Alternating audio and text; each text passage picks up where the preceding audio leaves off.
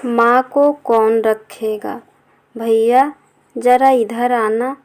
यह कहकर सुरेश ने राघव को अलग बुलाया।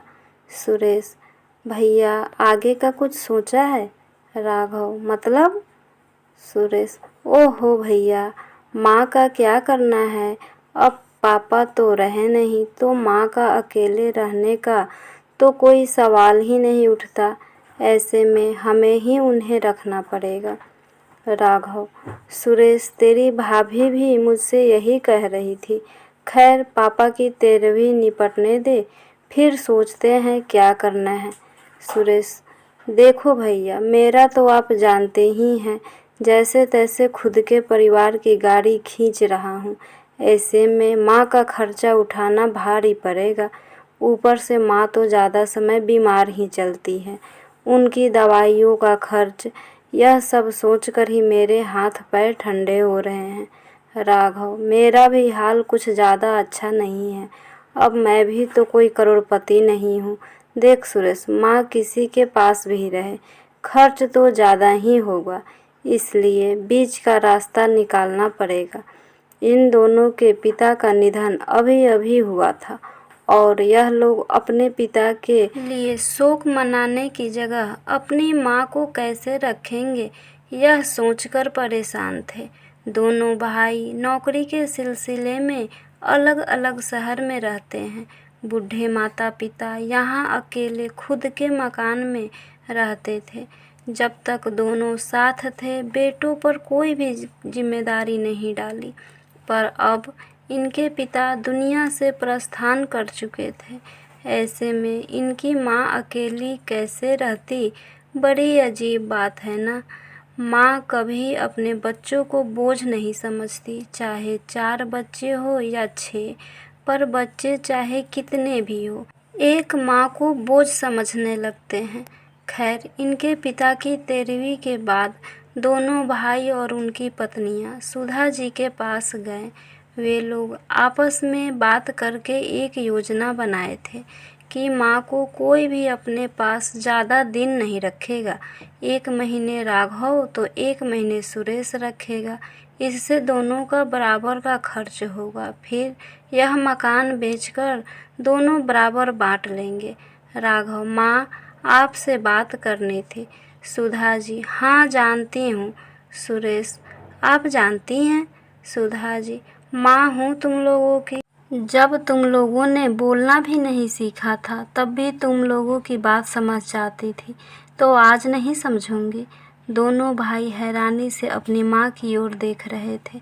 सुधा जी: तुम्हारे पापा ना पहले कभी हमारी जिम्मेदारी तुम लोगों पर डाले और ना ही उसके लिए मुझे अकेला छोड़ कर गए हैं। तुम लोग जैसे पहले रहते थे वैसे ही रहो। मैं खुद यहाँ अकेली ही रहूँगी। मैं खुद अपनी देखभाल कर सकती हूँ।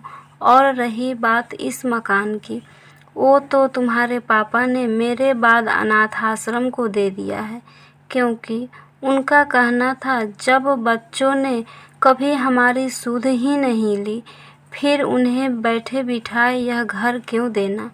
करने दो उन्हें भी मेहनत, बनाने दो उन्हें भी अपना घर, खुद अपने बलबूते पर। सुधा जी का इतना कहना हुआ नहीं कि दोनों भाई गुस्से में कहने लगे, बस बस बहुत हो गया। ठीक है, जब आप लोग पहले से सब तय कर चुके हैं, फिर तो हमारा यहाँ क्या काम। चलो सभी यहाँ से। सभी तुरंत चले गए और सुधा जी उन्हें बस जाते हुए देखती रही। फिर सालों साल बीतते रहे, पर बेटों ने अपने माँ की सुध नहीं ली। पर दोनों भाई एक दूसरे के ज़्यादा करीब आ गए। हर सुख दुख में एक साथ रहते थे, जो पहले कभी नहीं होता था। आज माँ की वजह से दोनों एक साथ आ गए और साथ मिलकर अपनी माँ को कोसते। यही होती है इंसानी फितरत। भले सुख में हम एक दूसरे को याद ना करें, पर जब हमें किसी के खिलाफ जाना होता है तो उस वक्त सोचते हैं एक से भले 2।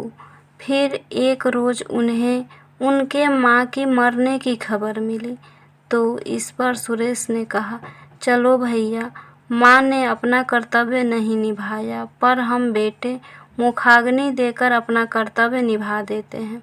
दोनों घर गए, पर तब दोनों के मामा ने एक चिट्ठी उनके हाथ थाम वहाँ से चले गए। चिट्ठी में लिखा था, सुरेश और राघव, माता पिता को तुम लोगों ने कभी समझा ही नहीं। उस दिन भी मेरी पूरी बात बिना सुने ही चले गए। जब तुम दोनों पापा के क्रियाक्रम में आए थे, मेरे लिए चिंतित थे कि मुझे कौन रखेगा। जिसने 9 महीने तुम्हें अपने अंदर रखा, उसके लिए तुम लोगों के घर में थोड़ी सी जगह नहीं। यह जानकर बुरा लगा, क्योंकि यह बात मैंने सुन ली थी और तुम लोग आगे भी मेरी चिंता ना करो, इसलिए पापा की वसीयत की बात कही। मैं जानती थी अभी अगर यह मकान तुम लोगों में बराबर बांट दूँ तो तुम अपने अपने रास्ते हो जाओगे और मुझे किसके साथ रखना है इसके लिए लड़ते रहोगे। पर अब जब मकान का लोभ और मेरे कोई चिंता नहीं होगी, तो तुम लोग आपस में प्रेम से रहोगे। और ऐसा ही हुआ भी। पगले अपनी माँ को बोझ समझ लिया, पर चलो मेरी योजना काम कर गई। इस मकान के 2 हिस्से कर रही हूँ, लेकिन इसे पाने के बाद भी दोनों भाई ऐसे ही मिलकर रहना। ज़माना बड़ा ख़राब है बेटा, अपनों से बनाकर रखना, वरना जहाँ अपने साथ छोड़कर चले जाते हैं वहाँ गैरों का क्या भरोसा। जब तुम यह चिट्ठी पढ़ रहे होगे, मैं इस दुनिया से जा चुकी होंगी, पर मेरे लिए तुम लोग मेरे बच्चे ही रहोगे, इस बात में कोई संदेह न रखना। तुम्हारे पापा भी हमेशा तुम लोगों को बड़ा याद रखते थे। तुम्हारी माँ। चिट्ठी खत्म होते होते वहाँ सभी के आंखों में आंसू थे, पर अब कौन किससे क्या कहता। जिसके बारे में हमने कभी नहीं सोचा, वह हमारे बारे में इतना सोच रही थी और अपने अंदर इतना कुछ लेकर हमें हमेशा के लिए अपराधी बनाकर चली गई। दोनों भाई अब यही सोच रहे थे, पर क्या इससे कुछ बदलाव आएगा? क्या बीता हुआ वक्त और उनकी माँ वापस आएगी? क्या रिश्ते पैसों से ऊपर आ पाएगा? शायद ही इसका जवाब कोई दे पाएगा। फ्रेंड्स, आशा करती हूँ यह कहानी आपको ज़रूर पसंद आई होगी। प्लीज़ लाइक, सब्सक्राइब और शेयर करना ना भूलें। फ्रेंड्स, आप लोग सब्सक्राइब करना भूल जाते हैं, प्लीज़ आप लोग सब्सक्राइब करिए।